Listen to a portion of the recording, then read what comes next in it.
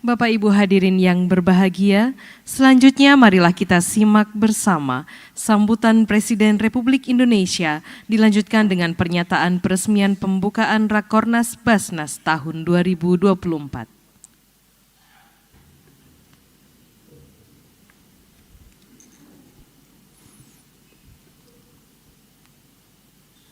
Assalamualaikum warahmatullahi wabarakatuh. Bismillahirrahmanirrahim. Alhamdulillah rabbil alamin. Wassalatu wassalamu ala asrafil anbiya'i wal mursalin. Sayyidina wa habibina wa syafi'ina wa maulana Muhammadin wa ala alihi wa sahbihi ajma'in amma ba'du. Yang saya hormati Pak Menteri Perhubungan, Menteri Pariwisata, Pak Wamen Kementerian Agama, pimpinan Otorita OIKN, yang saya hormati Ketua Basnas, Profesor Dr. Kiai Haji Nur Ahmad MA, beserta para pimpinan Basnas, provinsi, kota, kabupaten dari seluruh tanah air Indonesia. Bapak, Ibu, hadirin dan undangan yang berbahagia. Sejak saya masuk tadi, saya melihat wajah-wajah Bapak Ibu semuanya cerah semuanya. Kelihatan senang sekali gitu. Saya lihat kelihatan senang banget, gembira sekali. Ya inilah Ibu Kota Nusantara.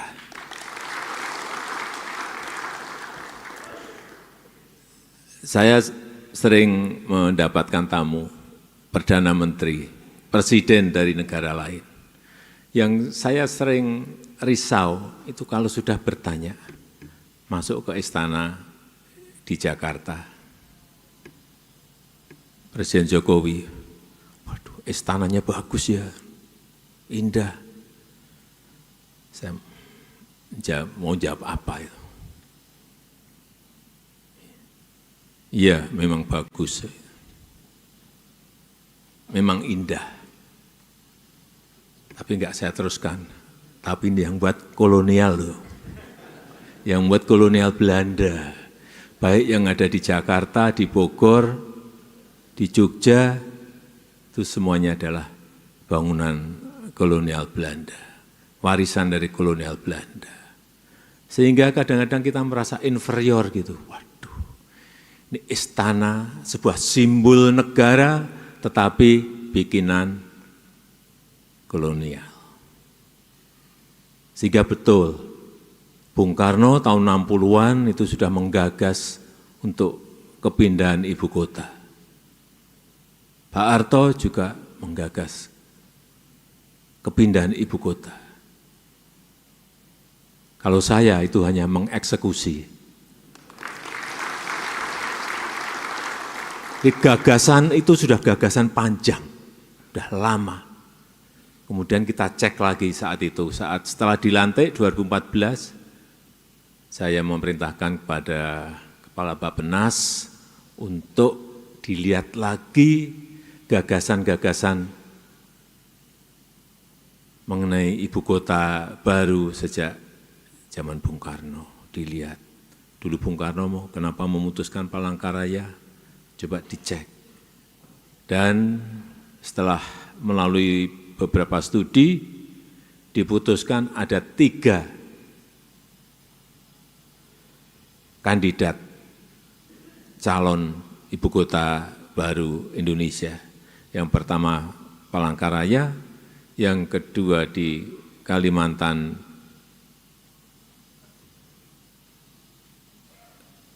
Selatan, yang ketiga di Kalimantan Timur, kemudian tambah 1 ada di Sulawesi di Mamuju. Didetailkan lagi, kemudian saya cek di lapangan, enggak sekali, 2 kali, 3 kali, kemudian bismillah saya putuskan di Penajam Pasir Utara, Kalimantan Timur.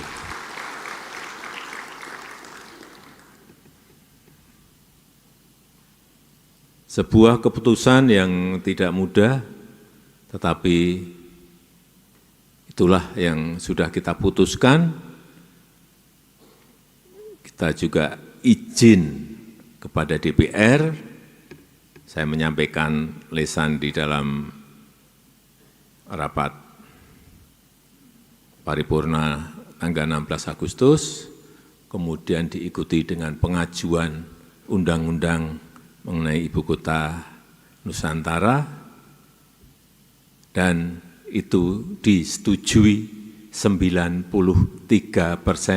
dari fraksi yang ada di DPR.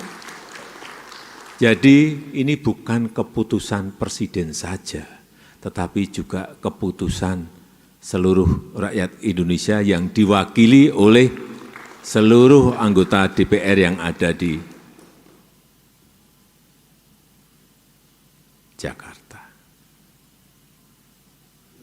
Supaya jangan ada sebuah kekeliruan persepsi bahwa ini adalah proyeknya Presiden Jokowi, bukan.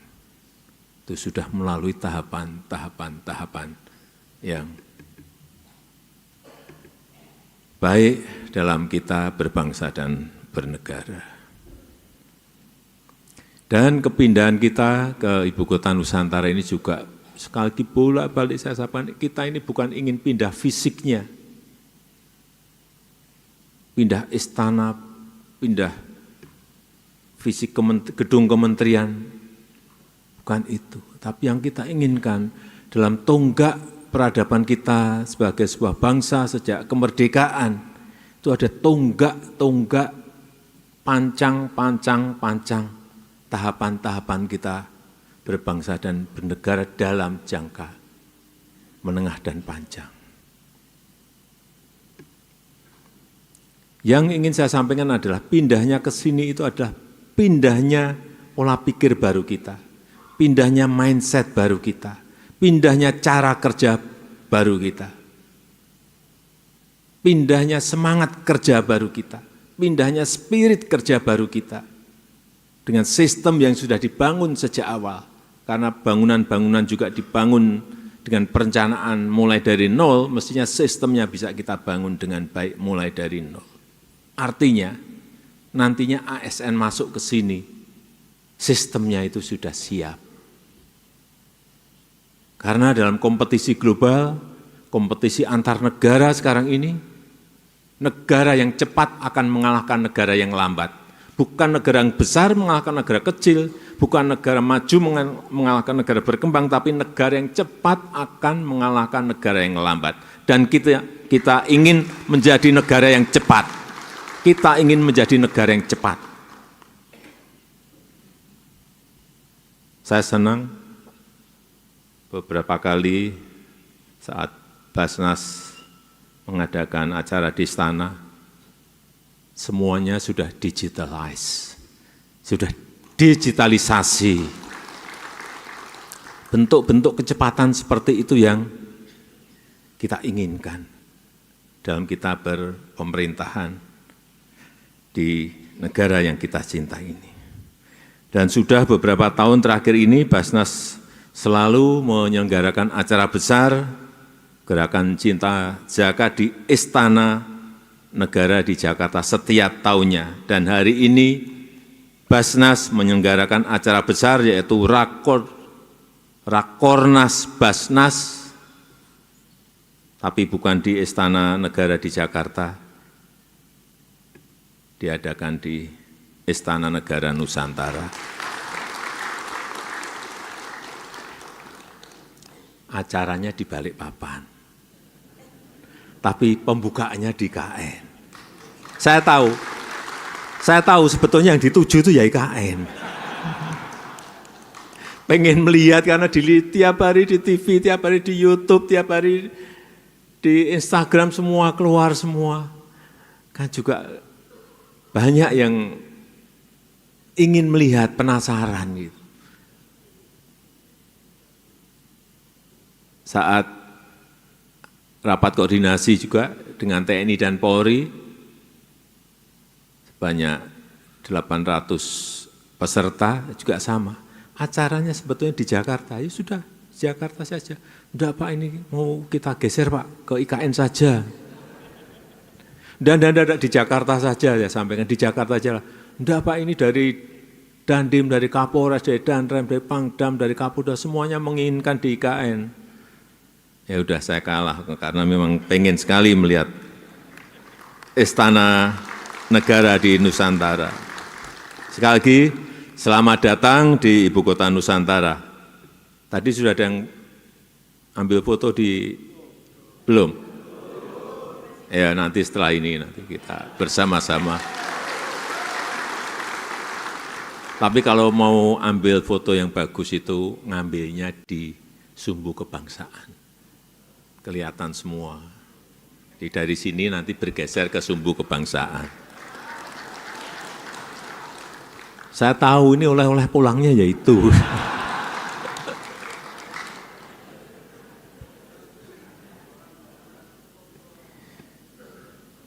Dan sejak dimulainya Gerakan Cinta Zakat di 2021, pertumbuhan zakat, infak, dan sedekah di Indonesia rata-rata naik kurang lebih 30% per tahun, seperti tadi yang disampaikan oleh Bapak Ketua. Ini angka pertumbuhan yang cukup besar.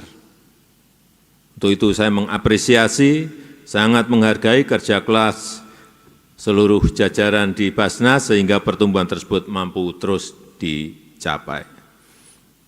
Dan sebagai negara dengan penduduk muslim terbesar di dunia, sekarang penduduk kita 236, penduduk muslim kita 236 juta, sebuah jumlah yang sangat besar.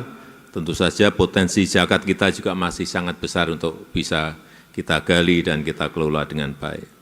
Oleh sebab itu saya berharap Basnas ke depan dapat melakukan terobosan-terobosan baik melalui edukasi kepada masyarakat. Yang paling penting adalah meningkatkan kepercayaan masyarakat untuk membangun sebuah tata kelola yang baik, tata kelola yang profesional. Dan kalau masyarakat percaya, semuanya zakat akan disalurkan lewat Basnas. Itu tujuan kita. Kalau sudah dipercaya itu enak, semua udah. Mau zakat, mau infak, mau sedekah, semuanya lewat Basnas. Ini yang kita inginkan, karena memang potensinya, terakhir dihitung berapa Pak, Prof? 300-an triliun rupiah, sangat besar sekali. Dan Indonesia, menurut survei internasional yang terakhir, itu adalah negara yang paling dermawan di seluruh dunia. Paling dermawan, ranking 1.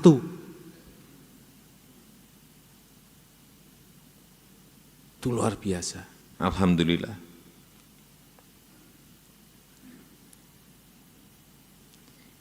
Dengan cara seperti apa kita membangun kepercayaan, membangun tata kelola yang profesional dan transparan tersebut? Dengan percepatan digitalisasi layanan yang sudah saya lihat beberapa kali di istana, yang mempermudah, yang membuat semuanya mudah dan gampang, yang menjangkau lebih banyak mustahik dan muzaki, dengan pembangunan sistem dan budaya kerja yang inovatif, yang cepat tanggap, yang tidak monoton, yang tidak business as usual. Semangat itu yang saya ingin Bapak Ibu bawa pulang sekembalinya dari Ibu Kota Baru Nusantara, yang tidak hanya dibangun fisiknya, tapi budaya kerja dan pola pikirnya. Selain itu saya juga titip, tadi sudah disampaikan banyak oleh Bapak Ketua, untuk mengembangkan program-program zakat yang memperkuat ekonomi umat, utamanya usaha mikro, usaha kecil, pemberdayaan kepada perempuan dan disabilitas, sehingga nilai manfaat dari program-program zakat bisa semakin terasa di masyarakat, bisa semakin terasa di rakyat, dan secara kumulatif bisa meningkatkan kesejahteraan rakyat kita, mengurangi kemiskinan, dan mempersempit ketimpangan yang ada.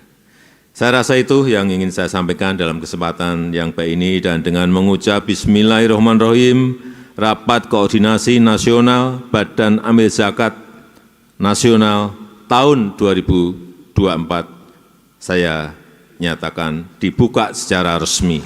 Terima kasih. Wassalamualaikum warahmatullahi wabarakatuh.